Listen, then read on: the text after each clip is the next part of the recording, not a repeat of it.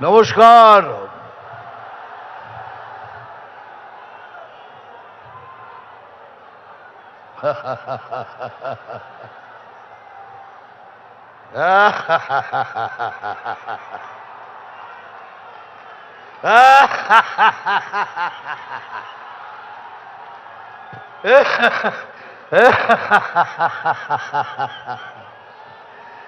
আপনারা ভাবছেন দাদা একটা কিছু বললো না, হাসছে কেন?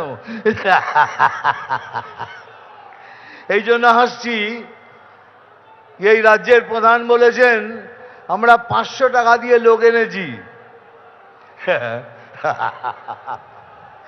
500 টাকা দিয়ে এত লোক, বাপরে বাপ।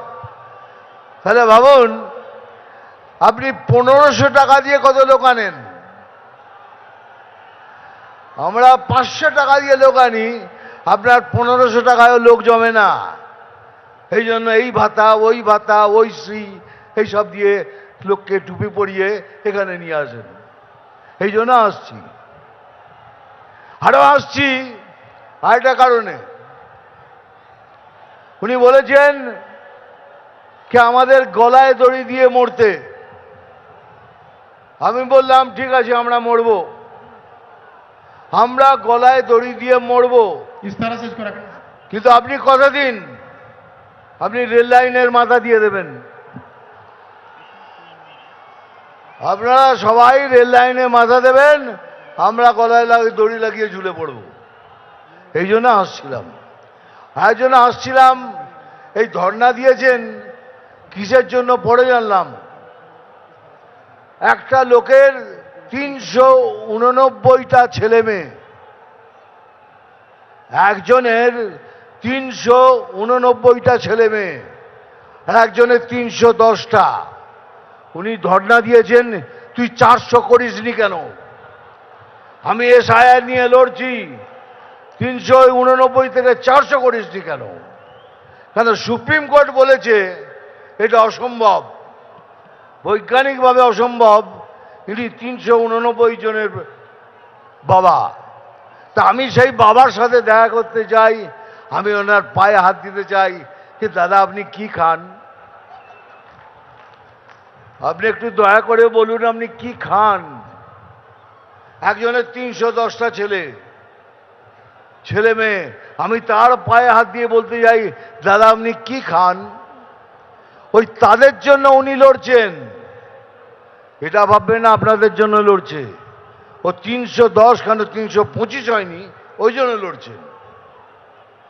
সুপ্রিম কোর্ট বলেছে এটা অসম্ভব, বৈজ্ঞানিকভাবে এটা সম্ভব নয়। তাহলে 389টা যার ছেলে মেয়ে, একটা মৌজাতে তো 600 সিট থাকে, 600 ভোটার, ওই একজনই আমাদের হারিয়ে দেবে। ওই একজন 389টা ভোট দিয়ে আমরা হেরে যাব। আর এত হাসি পায় যখন উনি বলেন 1 মিনিটের মধ্যে তোদের কেটে শেষ করে দেবো।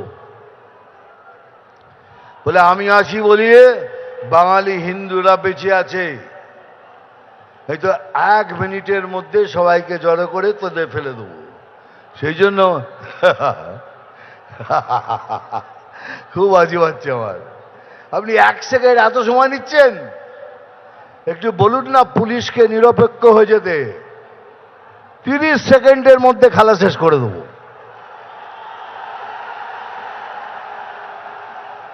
30 सेकंड, आधा मिनट में गेम खत्म कर देगा। एक बार आओ ना, आमने सामने आओ, देखो बीजेपी में क्या ताकत है, देख लो।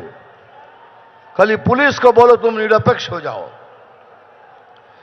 আমি কথা দিচ্ছি আমার সমস্ত আদিবাসী আমার ভাই বোনদের, আমরা যদি আসি আপনাদের সব কষ্ট দূর হবে। পড়াশোনার জন্য একটা টিচার নেই, আসবে। যত কষ্ট পেয়েছেন আমরা সব দূর করব, এ আমি গ্যারান্টি দিয়ে বলছি। যে আলু চাষি কষ্ট পাচ্ছেন, কথা দিচ্ছি এখানে যেদিন আমরা সরকারে আসব প্রথম কাজ আপনাদের জন্য করব, আলু চাষিদের জন্য করব। আর ভাই সত্যি আমি বাতেলা দিই না, আমি যা বলি স্ট্রেট কাট বলি।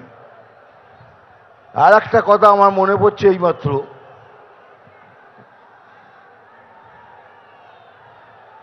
মানে যত ধরনের মিথ্যে কথা উনিই বলেন। আমি বলি কি, উনি 10 জন পলিটিশিয়ানের মধ্যে ভারতবর্ষের উনি একজন।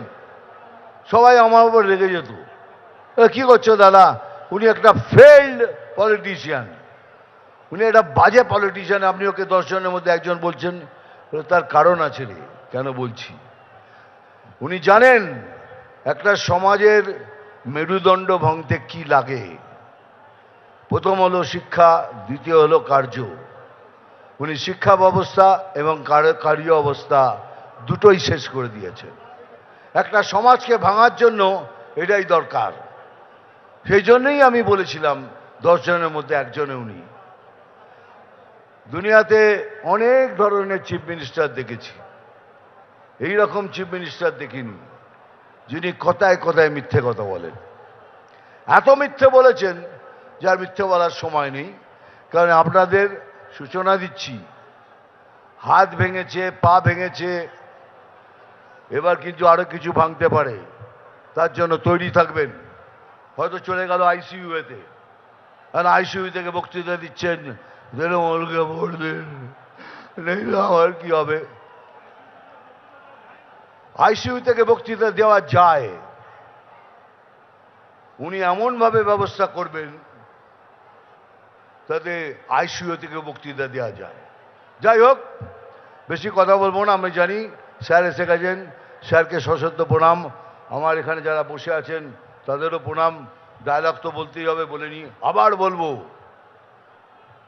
আমি জল ঢোড়াও নই, বেলে বোড়াও নই,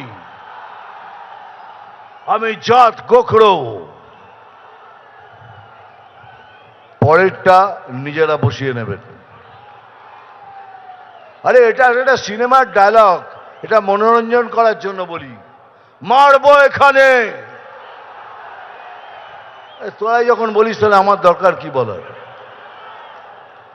নাম তুফান, বছরে 1-2 আসি, যখন আসি তখন প্রলয় ঘটে, আর যখন যাই নিজেকে যারা ভগবান মনে করে তারা তাদের অস্তিত্ব খুঁজে বেড়ায়। থ্যাংক ইউ ভেরি মাচ, ভালো থাকবেন, নমস্কার, জয় হিন্দ, বন্দে মাতরম।